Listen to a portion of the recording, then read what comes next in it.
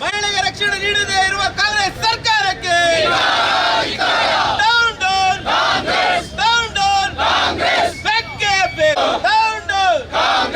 ಮಹಿಳೆ ಮೇಲೆ ದೌರ್ಜನ್ಯ ಮಾಡುತ್ತಿರುವ ಕಾಂಗ್ರೆಸ್ ಸರ್ಕಾರಕ್ಕೆ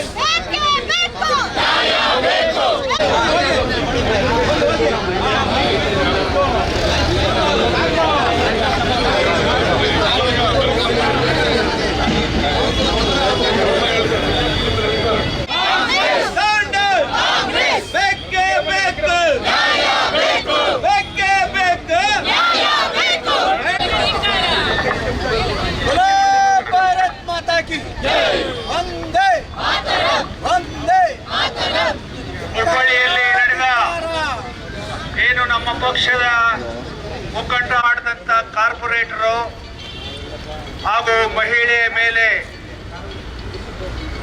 ವಿಸ್ಕೃತವಾಗಿ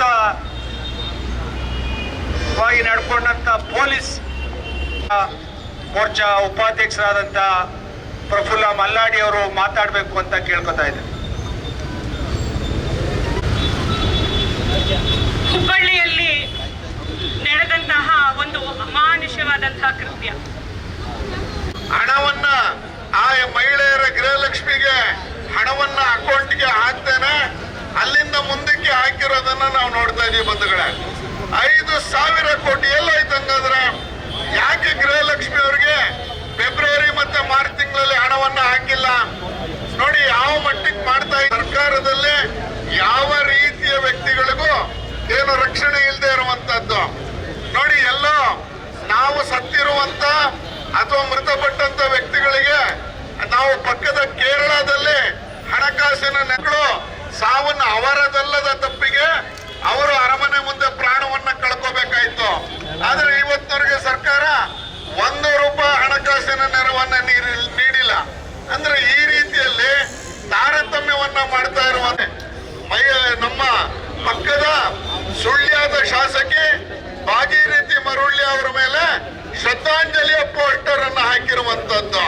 ಅಂದ್ರೆ ಯಾವ ಸುಳ್ಯ ಅನ್ನುವಂತ ಕ್ಷೇತ್ರದಲ್ಲಿ ಏನು SC ರಿಸರ್ವ್ ಸುಜಾತ ಅವರ ಕೇಸ್ ಇರ್ಬೋದು, ಇನ್ನಿತರೆ ವಿಚಾರಗಳಲ್ಲಿ ಮಹಿಳೆಯರಿಗೆ ಅವಮಾನವನ್ನ ಮಾಡ್ತಾ ಇದ್ದಾರೆ. ನೀವು ಗೃಹಲಕ್ಷ್ಮಿ ಕೊಡೋದು ಒಂದ್ ಕಡೆ, ಅವಮಾನ ಮಾಡೋದು ಒಂದ್ ಕಡೆ. ಯಾವ ನ್ಯಾಯ ಮಾನ್ಯ ಮುಖ್ಯಮಂತ್ರಿಗಳೇ? ಮುಖ್ಯಮಂತ್ರಿಗಳಲ್ಲಿ ಬಾಯಲ್ಲಿ ಹೇಳ್ತಾರೆ ಆಯಾಮನ್ನೇ ಮಾಡ್ಕೊಂಡಿರೋದು ಅಂತ ಹೇಳ್ತಾರೆ. ಏನ್ ಮುಖ್ಯಮಂತ್ರಿಗಳೇ? ನಮ್ಮ ಗೃಹ ಸಚಿವರು ಒಂದು ಗೊತ್ತಿಲ್ಲ ಅನ್ನೋದು ಒಂದು ಗ್ಯಾರಂಟಿ ಈಗ ಅವ್ರದ್ದು.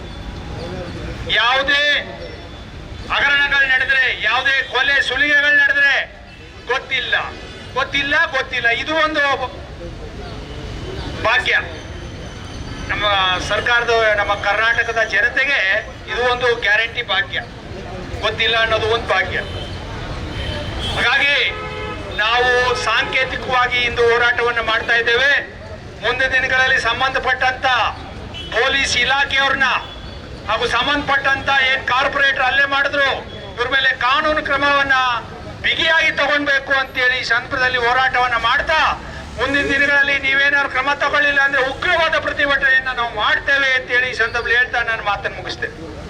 ಅಮಾನುಷವಾದಂತಹ ಕೃತ್ಯ, ಇದನ್ನು ವಿರೋಧಿಸಿ ನಾವಿವತ್ತು ಮೈಸೂರು ಬಿಜೆಪಿ ನಗರ ಮತ್ತು ಗ್ರಾಮಾಂತರದ ವತಿಯಿಂದ ಒಂದು ಪ್ರತಿಭಟನೆಯನ್ನು ಹಮ್ಮಿಕೊಂಡಿದ್ದೀವಿ. ಮಹಿಳೆಯರಿಗೆ ಸುರಕ್ಷತೆ ಇಲ್ಲದೆ ಇರುವಂತಹ ಈ ರಾಜ್ಯದಲ್ಲಿ ನಾವು ನೋಡ್ತಾ ಇರ್ಬೋದು, ಪದೇ ಪದೇ ಮಹಿಳಾ ದೌರ್ಜನ್ಯದ ಪ್ರಕರಣಗಳು ಹೆಚ್ಚಾಗ್ತಾ ಇದೆ. ಇತ್ತೀಚೆಗೆ ಹುಬ್ಬಳ್ಳಿಯಲ್ಲಿ ನಡೆದಂತಹ ಒಂದು ಕೃತ್ಯ ಏನಂತ ಹೇಳಿದ್ರೆ, ಸುಜಾತ ಅನ್ನೋ ಒಬ್ಬ ಸಾಮಾನ್ಯ ಕಾರ್ಯಕರ್ತೆ ಮೇಲಾದಂತಹ ಒಂದು ಘಟನೆ, ಇದನ್ನು ಖಂಡಿಸ್ತಾ ಇದ್ದೀವಿ.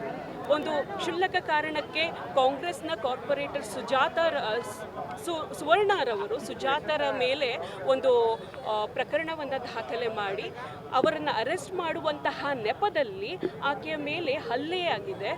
ಆಕೆಯನ್ನು ಅಮಾನುಷವಾಗಿ ಥಳಿಸಿದ್ದಾರೆ, ವಿವಸ್ತ್ರಗೊಳಿಸಿದ್ದಾರೆ. ಇದು ಬಹಳ ಇಡೀ ನಾಗರಿಕ ಸಮಾಜ ತಲೆ ತಗ್ಗಿಸುವಂತಹ ಕೆಲಸ ಆಗಿದೆ.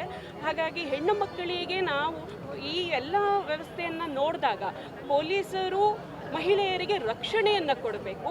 ಆದರೆ ಈ ರೀತಿಯಾದಂತಹ ಒಂದು ದೌರ್ಜನ್ಯವನ್ನು ಕಂಡಾಗ ರಾಜ್ಯದಲ್ಲಿ ನಾವು ಮಹಿಳೆಯರು ಸೇಫ್ ಆಗಿದ್ದೀವಾ ಅನ್ನೋ ಒಂದು ಪ್ರಶ್ನೆ ನಮ್ಮ ಎಲ್ಲ ಮಹಿಳೆಯರಲ್ಲೂ ಮೂಡ್ತಾ ಇದೆ. ಹಾಗಾಗಿ ಇದನ್ನು ಖಂಡಿಸಿ ನಾವು ಇವತ್ತು ಒಂದು ಪ್ರತಿಭಟನೆಯನ್ನು ಮಾಡ್ತಾ ಇದ್ದೀವಿ.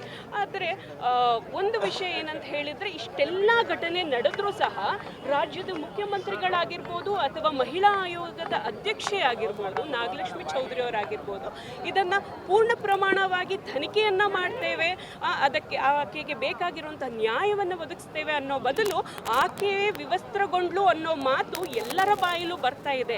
ಇದು ಕೋರ್ಟಲ್ಲಿ ಇನ್ನೂ ಪ್ರೂವ್ ಆಗಬೇಕಾಗಿರೋವಂಥದ್ದು. ಪೊಲೀಸರ ಮುಖ್ಯ ಕರ್ತವ್ಯ ಏನಿದೆ ಅಂತ ಹೇಳಿದರೆ, ಒಂದು ಆರೋಪಿನ ಅರೆಸ್ಟ್ ಮಾಡೋವಂಥದ್ದು.